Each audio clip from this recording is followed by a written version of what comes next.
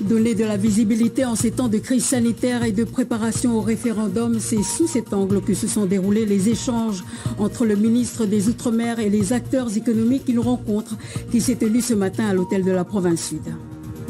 Quelles sont les attentes du monde économique? Quelles sont les difficultés des entreprises, notamment face à l'obligation vaccinale? On en parle ce soir avec Yann Lucien, président de la Confédération des petites et moyennes entreprises. L'État sera auprès des entreprises, c'est le message qu'a voulu délivrer le ministre des Outre-mer au monde économique réuni ce jeudi matin à l'hôtel de la Province Sud. Un quoi qu'il en coûte qui se poursuit donc en Nouvelle-Calédonie. Reportage d'Ève Réonasson et Nathan Pouaouteta. Le quoi qu'il en coûte se poursuit en Outre-mer, dixit Sébastien Lecornu. En clair, le monde économique calédonien pourra compter sur le soutien de l'État. Hormis le tourisme, toutes les filières ont été évoquées lors des échanges. Depuis le début de la crise en mars 2020, plus de 8500 entreprises calédoniennes ont ainsi bénéficié des dispositifs d'aide de l'État.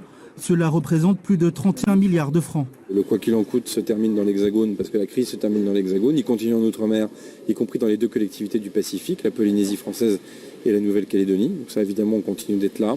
Et j'ai aussi clarifié un certain nombre de choses sur la défiscalisation parce que c'est un outil important. En disant une chose que j'ai dit partout ailleurs en Outre-mer, c'est qu'il faudra bien réfléchir au début du prochain quinquennat à réformer et à mettre à jour cette défiscalisation, parce qu'elle date désormais. Modernisation du dispositif de défiscalisation, poursuite de ce dispositif lors de la période transitoire ou encore implication du oui ou du non au référendum. Les acteurs économiques calédoniens reconnaissent que sur ce dernier point, beaucoup de questions restent à éclaircir. On avait certaines questions, on commence à avoir des réponses, notamment sur la défiscalisation, qui sont des éléments très importants pour les investisseurs qui regardent vers la Nouvelle-Calédonie. Donc oui, très satisfait de cette visite, mais beaucoup de travail reste à faire.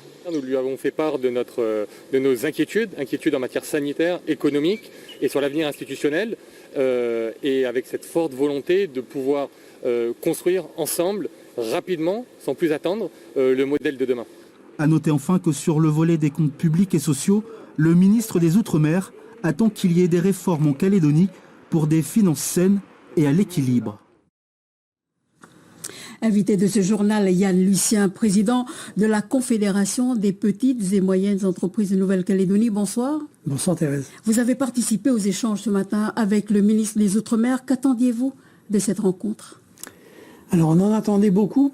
On attendait surtout de lui faire part de la situation des entreprises du territoire qui sont, à la suite de ce confinement, en grande difficulté financière parce que, en plus d'avoir subi la crise économique depuis maintenant 4-5 ans, à cause des référendums successifs et de l'avenir incertain du territoire, deux Covid, deux confinements depuis le début de l'année ont fini par assécher les finances de beaucoup d'entreprises et notre principale demande a été que les aides de l'État soient mises le plus rapidement possible à la disposition de ces entreprises pour qu'elles ne soient pas obligées de fermer et licencier leur personnel. Justement, quelles sont les difficultés que rencontrent vos membres, les membres de votre organisation? Alors, aujourd'hui, elles sont plusieurs, ces difficultés. La première, c'est qu'il a fallu avancer les salaires des salariés qui étaient au chômage Covid. N'ayant pas travaillé pendant un mois, c'est difficile de trouver ce financement, surtout qu'on a déjà subi le premier confinement et que les premiers remboursements viennent à peine d'arriver. Donc, beaucoup de questions sont posées. On m'a beaucoup interrogé sur justement ce remboursement du chômage Covid. D'autres difficultés, c'est que pour faire des rallonges de PGE, donc de prêts de garantie par l'État, c'est pas toujours facile parce que beaucoup d'entreprises étaient déjà arrivées au plafond et commençaient à peine à rembourser leur PGE.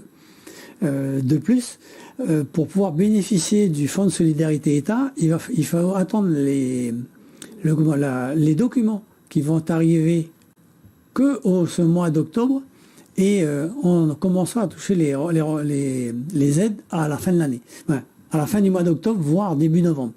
Donc ces 2 mois vont être des mois difficiles pour nos entrepreneurs.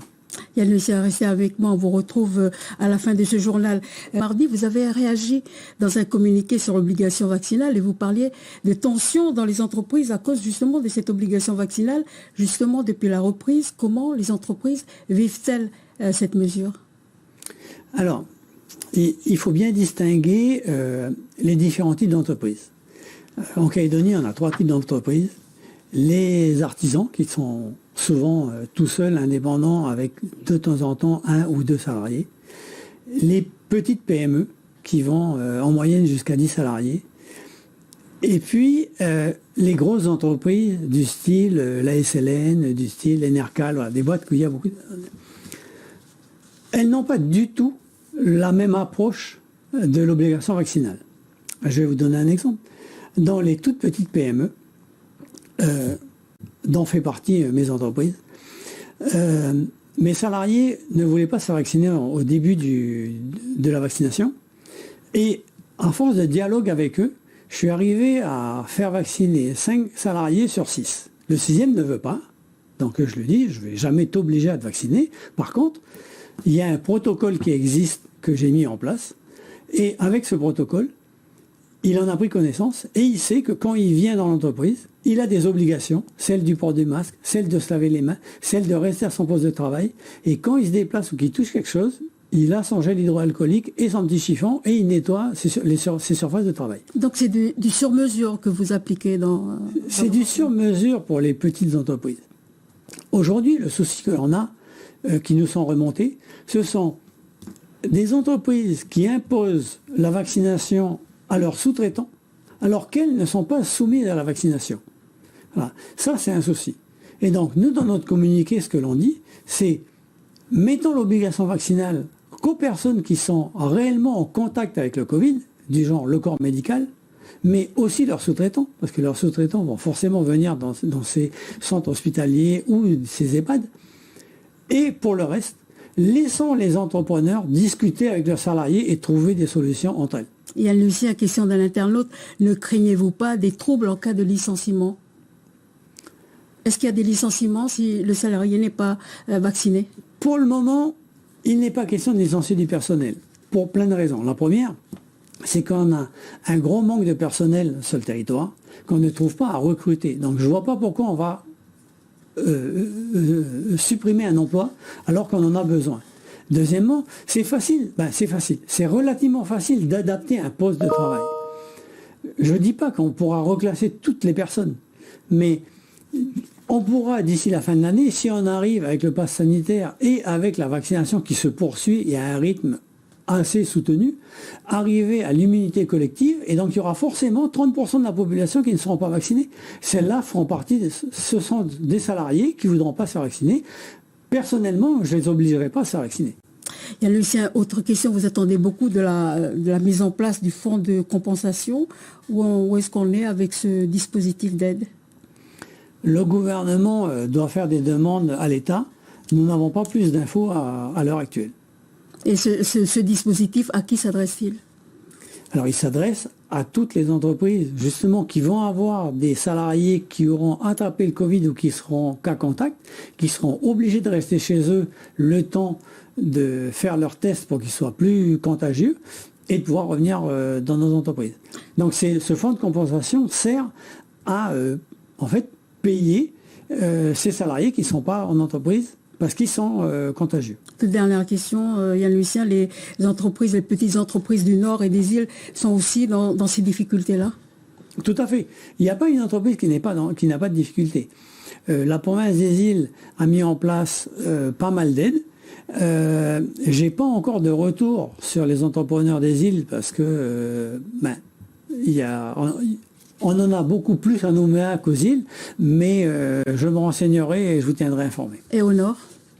Au Nord, j'ai pas d'infos. Je suis désolé, mais j'ai pas d'infos. Yann Lucien, merci d'avoir accepté notre invitation. Merci Thérèse, bonne soirée.